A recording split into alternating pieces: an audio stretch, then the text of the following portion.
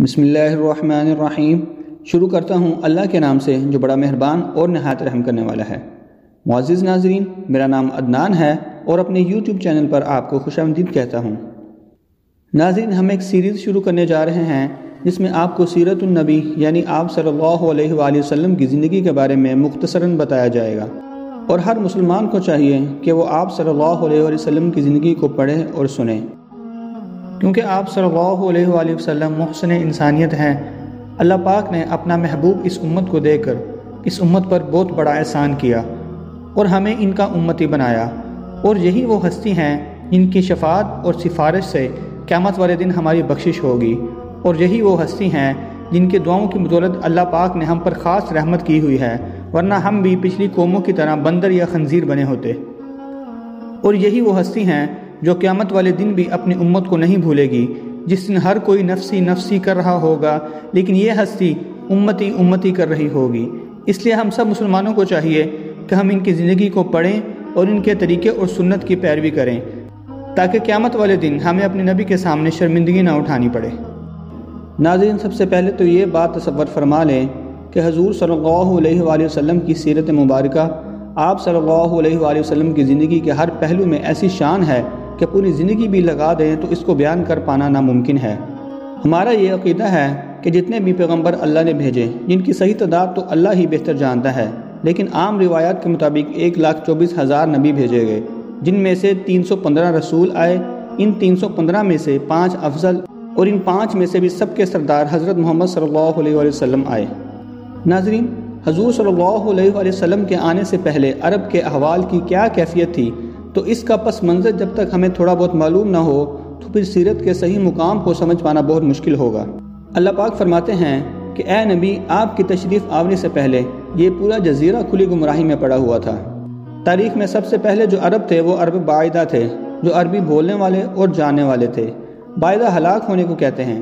ان میں قوم عاد، قوم سمود، قوم لوط شامل ہیں۔ یہ وہ قومیں تھیں جو ختم ہو گئیں اور مٹ گئیں، ان کی نسل کا کوئی ایک بھی آدمی باقی نہیں رہا۔ اللہ نے ان قوموں کو بالکل مٹا دیا۔ اگر قرآن پاک ان کا ذکر نہ کرتا تو ہم جانتے بھی نہ ان قوموں کے بارے میں کہ یہ کون سی قومیں ہیں۔ اور دوسرا عرب مستعربہ کہلاتا ہے۔ یہ وہ عرب ہے جنہوں نے عربی زبان کسی دوسری قوم سے سیکھی ہو۔ ناظرین، اللہ نے حضرت ابراہیم علیہ السلام کو حکم دیا کہ اپنی بیوی اور بچے کو ایسی جگہ پر چھوڑیں جہاں کوئی آبادی نہیں ہے، کوئی انسان نہیں رہتا۔ ابراہیم علیہ السلام اور اسماعیل علیہ السلام مکہ کے رہنے والے نہیں تھے، آپ فلسطین، عراق اور شام کے رہنے والے تھے۔ تو حضرت ابراہیم علیہ السلام اللہ کے حکم سے وہاں سے ہجرت کر کے ان علاقے میں آئے جہاں اب آب زمزم کا کنواں ہے، اور ابراہیم علیہ السلام وہیں پہ حضرت حاجرہ علیہ السلام اور اپنے بیٹے حضرت اسماعیل علیہ السلام کو اللہ کے حکم سے چھوڑ گئے تھے، اور وہیں پہ آب زمزم کا واقعہ پیش آیا، اور پھر اس کے بعد اسی جگہ کو انہوں نے اپنا مسکن بنا لیا۔ ناظرین، پھر ہوا یوں کہ یمن کا ایک قبیلہ جرہم جو خالص عرب تھا، وہ پانی کی تلاش میں ادھر آ نکلا، اور حضرت حاجرہ علیہ السلام کی اجازت سے یہ قبیلہ جرہم بھی یہیں پہ آباد ہو گیا۔ حضرت ابراہیم علیہ السلام جب 16 سال کے ہو گئے تو اللہ نے ابراہیم علیہ السلام کو یہاں پہ خانہ کعبہ بنانے کا حکم دیا، اور ابراہیم علیہ السلام نے انہی قواعد پر خانہ کعبہ کی بنیاد رکھی جن پر آدم علیہ السلام نے اللہ پاک کے حکم سے بنیاد رکھی تھی۔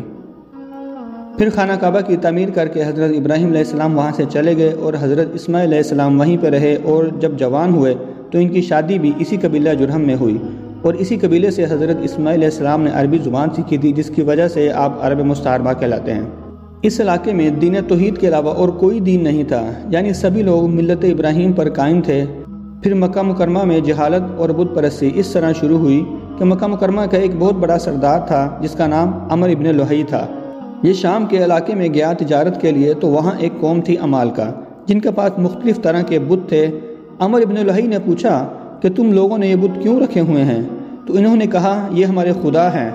اصل خدا تو ایک ہی ہے، لیکن اس کو ہم نہ دیکھ سکتے ہیں اور نہ ہی بات کر سکتے ہیں، تو اس لیے ہم نے یہ چھوٹے چھوٹے خدا بنائے ہیں، اور جب ہم کسی مشکل میں ہوتے ہیں تو ہم ان کو پوچھتے ہیں، تو پھر یہ خوش ہوتے ہیں اور خدا سے ہماری سفارش کرتے ہیں، اور ہماری مشکل آسان ہو جاتی ہے۔ ناظرین، یہاں پہ آپ کو بتاتا چلوں کہ عمالقہ میں یہ بت پرستی حضرت نوح علیہ السلام کے زمانے سے چلتی آ رہی تھی، اور وہاں بت پرستی اس طرح شروع ہوئی کہ جب کوئی اللہ کا نیک بندہ مر جاتا تو اس کی تصویر بنائی جاتی، اور محبت کے لیے اس کو گھر میں رکھا جاتا۔ پھر آہستہ آہستہ اس کی عبادت شروع ہو جاتی، اور پھر عمالقہ میں بت پرستی کی ابتدا یہاں سے شروع ہوئی۔ عمر ابن لحی کو یہ بات بہت اچھی لگی اور اس نے کہا یہ بت مجھے بھی دو تاکہ کعبہ میں یہ بت رکھے جائیں۔ ناظرین، یہ عمر ابن لحی ہی تھا جو سرزمین مکہ میں سب سے پہلے بت لے کر آیا اور اس بت کا نام حبل تھا۔ اس نے حبل کو کعبہ میں رکھا اور پورے مکہ والوں کو بلا کر کہا کہ ہمیں خدا مل گیا ہے۔ پہلے تو ہم خالی گھر میں عبادت کر رہے تھے لیکن خدا تو نہیں تھا، اس لیے سب اس کی عبادت کرو۔ تو سب نے حبل کی عبادت کرنا شروع کر دی اور اسی طرح باقی قبیلوں میں بھی یہ بات پھیل گئی اور سب نے بت بنانے شروع کر دیے اور یہاں سے بت پرستی کی ابتدا شروع ہوئی اور شرک کی جڑیں پھیلتی گئیں۔ ناظرین، حضرت ابراہیم علیہ السلام کے بیٹے حضرت اسماعیل علیہ السلام کے 12 بیٹے تھے۔ ان کی نسل اس قدر ہوئی کہ مکہ مکرمہ میں نہ سما سکی اور پورے حجاز میں پھیل گئی۔ ان کے ایک بیٹے کدار کی اولاد میں عدنان ہوئے، عدنان کے بیٹے ماد اور پوتے کا نام نزار تھا۔ نزار کے 4 بیٹے تھے، ان میں سے ایک کا نام مزر تھا۔ مزر کی نسل سے قریش بن مالک پیدا ہوئے۔ قریش کی اولاد بہت زیادہ ہوئی اور مختلف قبیلوں میں بٹ گئی۔ ان کی اولاد سے قصی نے اقتدار حاصل کیا۔ قصی کے آگے 3 بیٹے ہوئے، ان میں سے ایک عبد المناف تھے جن کی اگلی نسل میں ہاشم پیدا ہوئے۔ ہاشم نے مدینہ کی ایک سردار کی لڑکی سے شادی کی۔ ان کے یہاں ایک لڑکا پیدا ہوا جس کا نام شیبہ رکھا گیا۔ یہ پیدا ہی ہوا تھا کہ ہاشم کا انتقال ہو گیا۔ ہاشم کے بھائی مطلب مکہ کے حاکم بنے۔ ہاشم کا بیٹا مدینہ منورہ میں پرورش پاتا رہا اور جب مطلب کو معلوم ہوا کہ وہ جوان ہو گیا ہے تو بھتیجے کو لینے کے لیے خود مدینے گئے۔ اسے لے کر مکہ مکرمہ پہنچے تو لوگوں نے خیال کیا کہ یہ نوجوان ان کا غلام ہے۔ مطلب نے لوگوں کو بتایا کہ یہ ہاشم کا بیٹا اور میرا بھتیجا ہے۔ اس کے باوجود لوگوں نے اسے مطلب کا غلام ہی کہنا شروع کر دیا۔ اس طرح شیبہ کو عبد المطلب کہا جانے لگا۔ عبد المطلب کے ہاں 11 بیٹے پیدا ہوئے جن میں حضرت عبداللہ بھی تھے اور حضرت عبداللہ سے ہی ہمارے نبی حضرت محمد صلی اللہ علیہ وآلہ وسلم پیدا ہوئے۔ عبد المطلب کے تمام بیٹوں میں حضرت عبداللہ سب سے زیادہ خوبصورت اور سب سے زیادہ پاک دامن تھے۔ عبد المطلب کو خواب میں زمزم کا کنواں کھودنے کا حکم دیا گیا، یعنی حضرت اسماعیل علیہ السلام کے کنویں کو کھودنے کا حکم دیا گیا۔ اس کنویں کو قبیلہ جرہم کے سردار مزاز نے بند کر دیا تھا۔ قبیلہ جرہم کے لوگ اس زمانہ میں مکہ کے سردار تھے اور بیت اللہ کے نگران تھے۔ انہوں نے بیت اللہ کی بے حرمتی شروع کر دی۔ ان کا سردار مزاز بن عمرو تھا۔ اس نے اپنے قبیلے کو سمجھایا کہ بیت اللہ کی بے حرمتی کرنا بند کرو، مگر ان پر کوئی اثر نہ ہوا۔ تو پھر مزاز نے اپنی قوم کو اس کے حال پر چھوڑ کر وہاں سے جانے کا فیصلہ کر لیا۔ اس نے تمام مال و دولت، تلواریں اور زرہیں وغیرہ خانہ کعبہ سے نکال کر زمزم کے کنویں میں ڈال دی اور اسے مٹی سے ڈھک دیا۔ کیونکہ کنواں تو پہلے ہی خشک ہو چکا تھا، اب اس کنویں کا نام و نشان مٹ گیا۔ مدتوں یہ کنواں بند رہا۔ اس کے بعد بنو خزاع نے بنو جرہم کو وہاں سے مار بھگایا۔ بنو خزاع اور قصی کی سرداری کا زمانہ اسی حالت میں گزرا۔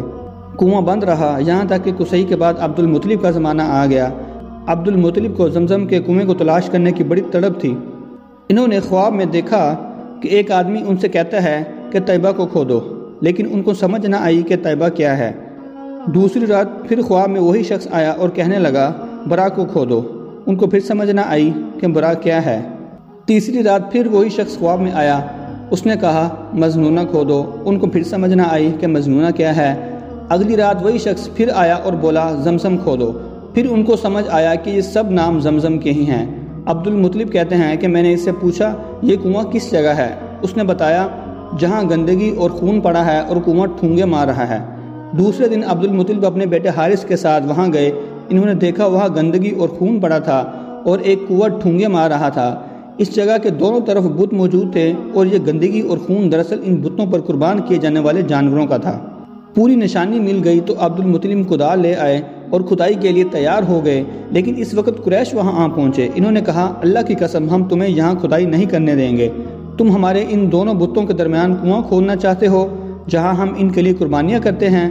عبد المطلب نے ان کی بات سن کر اپنے بیٹے حارث سے کہا تم ان لوگوں کو میرے قریب نہ آنے دو، میں کھدائی کا کام کرتا رہوں گا، اس لیے کہ مجھے جس کام کا حکم دیا گیا ہے میں اس کو ضرور پورا کروں گا۔ قریش نے جب دیکھا کہ وہ باز آنے والے نہیں تو رک گئے۔ آخر انہوں نے کھدائی شروع کر دی۔ جلد ہی کنویں کے آثار نظر آنے لگے۔ یہ دیکھ کر انہوں نے اللہ اکبر کا نعرہ لگایا اور پکار اٹھے یہ دیکھو یہ اسماعیل علیہ السلام کی تعمیر ہے۔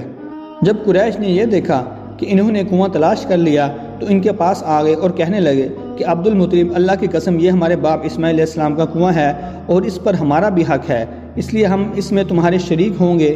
یہ سن کر عبد المطلب نے کہا میں تمہیں اس میں شریک نہیں کر سکتا، یہ مجھ اکیلے کا کام ہے۔ اس پر قریش نے کہا پھر تو ہم تم سے جھگڑا کریں گے۔ عبد المطلب بولے چلو کسی سے فیصلہ کروا لیتے ہیں۔ انہوں نے بنو سعد ابن حزیم کی کہنہ سے فیصلہ کرانا منظور کر لیا۔ یہ کہنہ ملک شام کے بالائی علاقے میں رہتی تھی۔ آخر عبد المطلب اور دوسرے قریش اس کی طرف روانہ ہوتے ہیں۔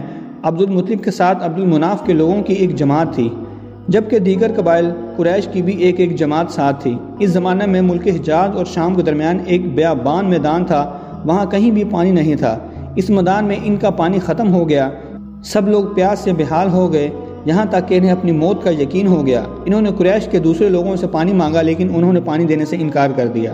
عبد المطلب اٹھ کر اپنی سواری کے پاس آئے، جو ہی ان کی سواری اٹھی اس کے پاؤں کے نیچے سے پانی کا چشمہ اگل پڑا۔ انہوں نے پانی کو دیکھ کر اللہ اکبر کا نعرہ لگایا، پھر عبد المطلب سواری سے اتر آئے۔ سب نے خوب سیر ہو کر پانی پیا اور اپنے مشکیزیں بھر لیے۔ اب انہوں نے قریش کی دوسری جماعت سے کہا، آؤ تم بھی سیر ہو کر پانی پی لو۔ اب وہ بھی آگے آئے اور خوب پانی پیا۔ پانی پینے کے بعد وہ بولے، اللہ کی قسم عبد المطلب، یہ تو تمہارے حق میں فیصلہ ہو گیا، اب ہم زمزم کے بارے میں تم سے کبھی جھگڑا نہیں کریں گے۔ جس ذات نے تمہیں اس بیابان میں سیراب کیا، وہی ذات تمہیں زمزم سے بھی سیراب کرے گی، اس لیے یہیں سے واپس چلو۔ اس طرح قریش نے جان لیا کہ اللہ تعالیٰ عبد المطلب پر مہربان ہے، لہٰذا ان سے جھگڑنا بے سود ہے۔ چنانچہ سب لوگ واپس لوٹ گئے۔ واپس آ کر عبد المطلب نے پھر کنویں کی کھدائی شروع کی۔ اب تھوڑی سی کھدائی کی ہوگی کہ مال و دولت، تلواریں اور زرہیں نکل آئیں۔ یہ مال و دولت دے کر قریش کے لوگ لالچ میں پڑ گئے۔ انہوں نے عبد المطلب سے کہا، عبد المطلب، اس میں ہمارا بھی حصہ ہے۔ ان کی بات سن کر عبد المطلب نے کہا، نہیں، اس میں تمہارا کوئی حصہ نہیں ہے، تمہیں انصاف کا طریقہ اختیار کرنا چاہیے۔ آؤ 500 کے تیروں سے قرعہ ڈالتے ہیں۔ انہوں نے کہا، ٹھیک ہے۔ 2 تیر کعبے کے نام سے رکھے گئے، 2 عبد المطلب کے اور 2 قریش کے باقی لوگوں کے نام کے۔ پانسا پھینکا گیا تو مال و دولت کعبہ کے نام نکلا، تلواریں اور زرہیں عبد المطلب کے نام، اور قریش کے نام کے جو تیر تھے وہ کسی چیز پر نہ نکلے۔ اس طرح فیصلہ ہو گیا اور عبد المطلب نے کعبے کے دروازے کو سونے سے سجا دیا۔ زمزم کی کھدائی سے پہلے عبد المطلب نے دعا مانگی تھی کہ اے اللہ، اس کی کھدائی کو مجھ پر آسان کر دے، میں اپنا ایک بیٹا تیرے راستے میں ذبح کروں گا۔ اب جب کہ کنواں نکل آیا تو انہیں خواب میں حکم دیا گیا، اپنی منت پوری کرو، یعنی ایک بیٹے کو ذبح کرو۔ پھر عبد المطلب نے اپنے 11 بیٹوں کا نام لکھ کر 3 دفعہ قرآن دازی کی اور تینوں دفعہ عبداللہ کا نام نکلا۔ اور عبد المطلب کہتے ہیں کہ میں تینوں دفعہ دعا کر رہا تھا کہ عبداللہ کا نام نہ نکلے، چاہے اور کسی بھی بیٹے کا نام نکل آئے، کیونکہ یہ بیٹا ان کو بہت عزیز تھا۔ پھر عبد المطلب عبداللہ کو لے کر اپنے بتوں کے پاس چلے گئے تاکہ ان کے قدموں میں قربان کر سکے۔ تو وہاں قریش کے لوگ جمع ہو گئے اور عبد المطلب کو ایسا کرنے سے روکا۔ اس منت کو پورا کرنے کے لیے اس کا فدیہ طے کیا گیا اور اس کے لیے قرآن دازی کی گئی۔ ایک پرچی پر حضرت عبداللہ کا نام لکھا گیا اور دوسری پرچی پر 10 اونٹ لکھے گئے۔ طے یہ ہوا کہ اگر اونٹ کا نام نکل آئے تو 10 اونٹ ذبح کر دو، اور اگر عبداللہ کا نام نکل آئے تو 10 اونٹوں کی تعداد بڑھا دو۔ لہٰذا 9 دفعہ حضرت عبداللہ کا نام نکلا اور 10ویں دفعہ اونٹوں کا نام نکلا۔ اس طرح حضرت عبداللہ کی جان کا فدیہ 100 اونٹوں کی قربانی طے ہوئی۔ اس لیے آپ صلی اللہ علیہ وسلم فرماتے ہیں کہ میں 2 ذبیحوں کا بیٹا ہوں، یعنی ایک اسماعیل علیہ السلام اور دوسرا میرا حقیقی باپ عبداللہ۔ ناظرین، حضرت عبداللہ قریش میں سب سے زیادہ حسین تھے اور ان کا چہرہ روشن ستارے کی مانند تھا۔ قریش کی بہت سی لڑکیاں ان سے شادی کرنا چاہتی تھیں، مگر حضرت عبداللہ کی حضرت آمنہ سے شادی ہوئی۔ حضرت آمنہ بن وہب عبد المناف کی بیٹی تھی۔ شادی کے وقت حضرت عبداللہ کی عمر 18 سال تھی۔ یہ شادی کے لیے اپنے والد کے ساتھ جا رہے تھے کہ راستہ میں ایک عورت کعبہ کے پاس بیٹھی نظر آئی۔ یہ عورت ورقہ بن نوفل کی بہن تھی۔ ورقہ بن نوفل قریش کے ایک بڑے عالم تھے۔ ان کی بہن نے ورقہ بن نوفل سے سن رکھا تھا کہ وقت کے آخری نبی کا ظہور ہونے والا ہے، اور ان کی نشانیوں میں سے ایک نشانی یہ ہوگی کہ ان کے والد کے چہرے پہ نبوت کا نور چمکتا ہوگا۔ جو ہی اس نے حضرت عبداللہ کو دیکھا، فوراً اس کے ذہن میں یہ بات آئی۔ اس نے سوچا، ہو نہ ہو یہ وہی شخص ہے جو پیدا ہونے والے نبی کے باپ ہوں گے۔ چنانچہ اس نے کہا، اگر تم مجھ سے شادی کر لو تو میں بدلے میں تمہیں اتنے ہی اونٹ دوں گی جتنے تمہاری جان کے بدلے میں ذبح کیے گئے تھے۔ اس پر انہوں نے جواب دیا، میں اپنے باپ کے ساتھ ہوں، ان کی مرضی کے خلاف کچھ نہیں کر سکتا اور نہ ان سے الگ ہو سکتا ہوں، اور میرے والد باعزت آدمی ہیں، اپنی قوم کے سردار ہیں۔ بہرحال پھر ان کی شادی حضرت آمنہ سے ہو گئی۔ آپ قریش کی عورتوں میں نسب اور مقام کے اعتبار سے افضل تھی۔ حضرت آمنہ حضرت عبداللہ کے گھر آ گئیں۔ حضرت عبداللہ کے چہرے میں جو نور چمکتا تھا، شادی کے بعد وہ حضرت آمنہ کے چہرے میں آ گیا۔ آپ فرماتی ہیں، جب میں ماں بننے والی تھی تو میرے پاس ایک فرشتہ انسانی شکل میں آیا اور کہا، کیا آپ کو معلوم ہے کہ آپ اس امت کے سردار اور نبی کی ماں بننے والی ہیں؟ اس کے بعد وہ فرشتہ پھر اس وقت آیا جب نبی صلی اللہ علیہ وسلم پیدا ہونے والے تھے۔ اس مرتبہ اس نے کہا، جب آپ کے ہاں پیدائش ہو تو کہنا میں اس بچے کے لیے اللہ کی پناہ چاہتی ہوں ہر حسد کرنے والے کے شر اور برائی سے۔ پھر اس بچے کا نام محمد رکھنا، کیونکہ ان کا نام تورات میں احمد ہے اور زمین اور آسمان والے ان کی تعریف کرتے ہیں، جبکہ قرآن میں ان کا نام محمد ہے اور قرآن ان کی کتاب ہے۔ حضرت آمنہ حضرت حلیمہ سعدیہ سے فرماتی ہیں، میرے اس بچے کی شان نرالی ہے، یہ میرے پیٹ میں تھے تو مجھے کوئی بوجھ اور تھکن محسوس نہیں ہوئی۔ ناظرین، حضرت عیسیٰ علیہ السلام وہ آخری پیغمبر ہیں جنہوں نے آپ صلی اللہ علیہ وآلہ وسلم کی آمد کی خوشخبری سنائی تھی۔ اس بشارت کا ذکر قرآن میں بھی ہے۔ سورہ صف میں اللہ تعالیٰ فرماتے ہیں، اور اسی طرح وہ وقت بھی قابل ذکر ہے جبکہ عیسیٰ ابن مریم نے فرمایا کہ اے بنی اسرائیل، میں تمہارے پاس اللہ کا بھیجا ہوا ہوں کہ مجھ سے پہلے جو تورات آ چکی ہے میں اس کی تصدیق کرنے والا ہوں، اور میرے بعد جو ایک رسول آنے والے ہیں ان کا نام مبارک احمد ہوگا، میں ان کی بشارت دینے والا ہوں۔ اب چونکہ حضرت عیسیٰ علیہ السلام یہ بشارت سنا چکے تھے، اس لیے ہر دور کے لوگ آپ صلی اللہ علیہ وسلم کی آمد کا بے چینی سے انتظار کر رہے تھے۔ ادھر آپ کی پیدائش سے پہلے ہی حضرت عبداللہ انتقال کر گئے۔ سابقہ کتب میں آپ کی نبوت کی ایک علامت یہ بھی بتائی گئی ہے کہ آپ کے والد کا انتقال آپ کی ولادت سے پہلے ہو جائے گا۔ چنانچہ حضرت عبداللہ ایک تجارتی قافلے کے ساتھ تجارت کے لیے گئے تھے، اس دوران بیمار ہو گئے اور کمزور ہو کر واپس لوٹے۔ قافلہ مدینہ منورہ سے گزرا تو حضرت عبداللہ اپنی ننیال یعنی بنو نجار کے ہاں ٹھہرے۔